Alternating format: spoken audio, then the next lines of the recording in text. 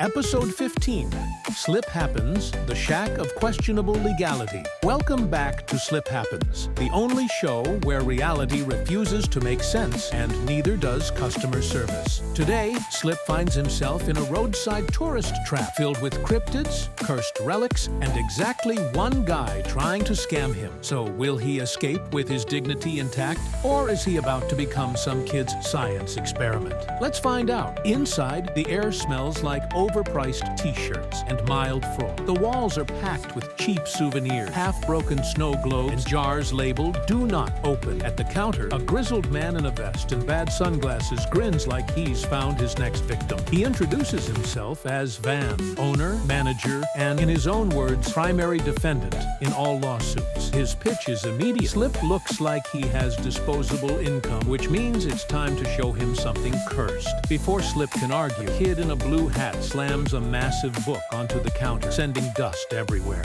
The cover reads, "The truth, probably." The kid stares at Slip like he's discovered fire. Digger, as he calls himself, flips through the pages excited, pointing to a sketch that looks uncomfortably familiar. The words next to it read, "Unknown entity, avoid or charge admission." He insists that Slip matches the description perfectly. Anomalous energy readings, sudden appearances, complete disregard for logic. It's all there. Digger doesn't hear Slip's protest. He's too busy flipping to a second page labeled "Unexplained Phenomena and Bad Vibes." Before Slip can escape, a girl in an aggressively colorful sweater bounces over, eyes wide with excitement. Maple. She immediately jumps to the important questions. Does Slip have powers? Can he levitate? Read minds? Generate infinite pancakes? Slip looks between them, then at Van, who has barely glanced up from the cash register. On a nearby shelf, a clearly haunted artifact begins to glow. The sign next to it says, "Absolutely not possessed, probably." Digger gasps. The object has never reacted to anything before. Maple grabs it without hesitation, shaking it like a snow globe. The object immediately bursts into blue fire. Van frowns, unfazed. According to him, that only happens on Tuesdays. Before anyone can react further, the lights flicker, the room darkens, as if something enormous has shifted in the unseen space between moments. Then, a voice. Calm, measured, deep. "Ah, there you are." The flames from the artifact flicker wildly. The shelves seem to stretch, the air turning thick like syrup. And standing there, as if he had always been part of the scene, is Gil Hyper. Digger clutches his book tighter.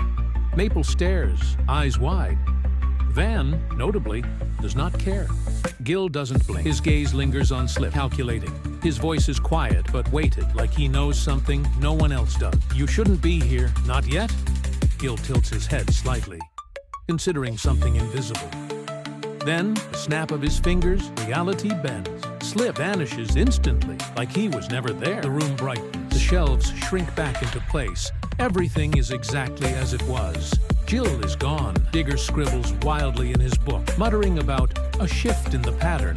Maple looks around like she's expecting Slip to pop back in. Van sighs, already moving on. "All right, who's next? You, kid. Want to buy something haunted?" And just like that, Slip is gone once again. Another mystery unanswered. Another tourist trap survived. Another business refusing to offer a refund. But where has Slip ended up this time? Did Gil Hyper send him somewhere worse? Or somehow even weirder? Find out next time on Slip Happens.